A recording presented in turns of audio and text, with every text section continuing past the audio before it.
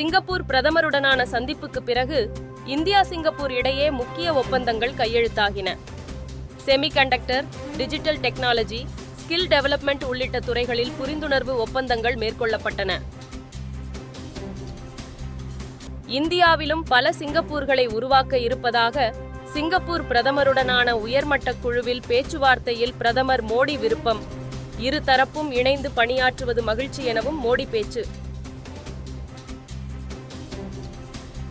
காவிரி நீர்பிடிப்பு பகுதிகளில் பெய்து வரும் மழை காரணமாக மேட்டூர் அணைக்கு வினாடிக்கு 17,200 கன அடி நீர்வரத்து. காவிரி டெல்டா பாசனத்திற்கு வினாடிக்கு 19,000 கன அடி தண்ணீர் திறப்பு. 2,000 கோடியில் தமிழ்நாட்டில் தொழில் தொடங்க டிரில்லியன்ட் நிறுவனத்துடன் தமிழக அரசு ஒப்பந்தம். சிகாகோவில் முதலமைச்சர் மு.க. ஸ்டாலின் முன்னிலையில் புரிந்துணர்வு ஒப்பந்தம் கையெழுத்தானது.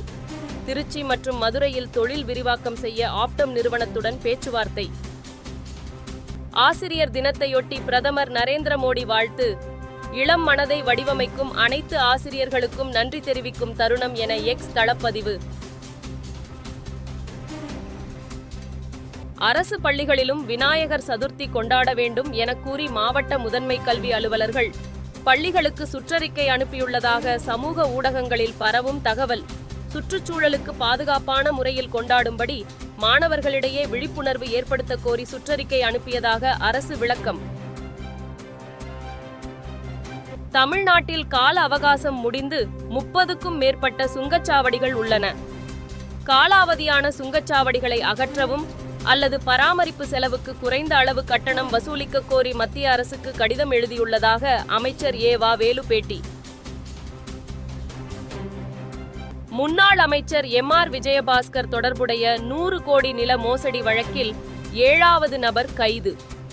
முதல் குற்றவாளியாக சேர்க்கப்பட்டிருந்த யுவராஜை கைது செய்து கரூர் நீதிமன்றத்தில் ஆஜர்படுத்திய சிபிசிஐடி 15 நாட்கள் நீதிமன்ற காவல் விடுத்து உத்தரவு.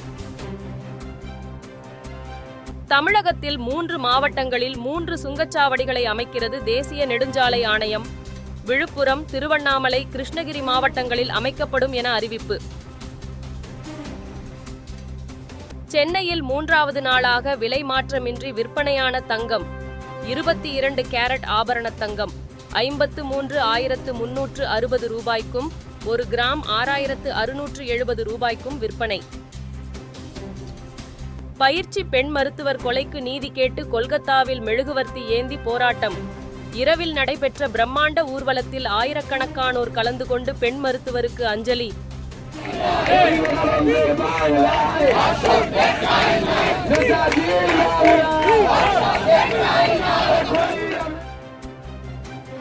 நைஜீரியாவின் வடக்கு மாகாணமான யோப், தர்முவா கவுன்சில் பகுதிகளில் மக்களை துப்பாக்கியால் சுட்ட போகோ ஹராம் பயங்கரவாதிகள். கட்டடங்களுக்கு தீ வைத்ததால் 100க்கும் மேற்பட்டோர் உயிரிழப்பு. பாரிஸ் பாரா ஒலிம்பிக்கில் இந்தியாவுக்கு மேலும் ஒரு தங்கம்.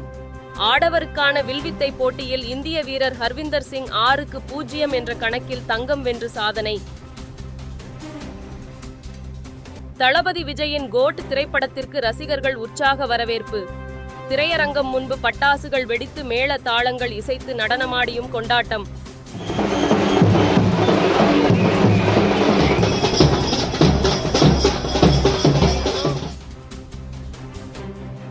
2028 பாரா ஒலிம்பிக் போட்டியில் தங்கம் வெல்ல முயற்சிப்பேன்.